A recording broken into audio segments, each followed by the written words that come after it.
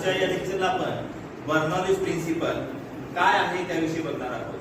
तर या ठिकाणी आपण दोन फुगे घेतलेले आहेत, बलून्स घेतलेले आहेत. तर या दोन बलून्स मध्ये जो काय स्पेस आहे त्या स्पेस मध्ये जे काय एअर आहे त्याला मी फुंकर मारणार आहे, जेणेकरून तिथल्या एअरचं स्पीड वाढणार आहे. मग काय होईल सांगा, जर मी या दोन बलूनच्या मध्ये फुंकर मारली तर बलून बाहेर जाते. बघूया बाहेर जाते का ते दोन एकत्र येतात. ओके, थोडस बरं.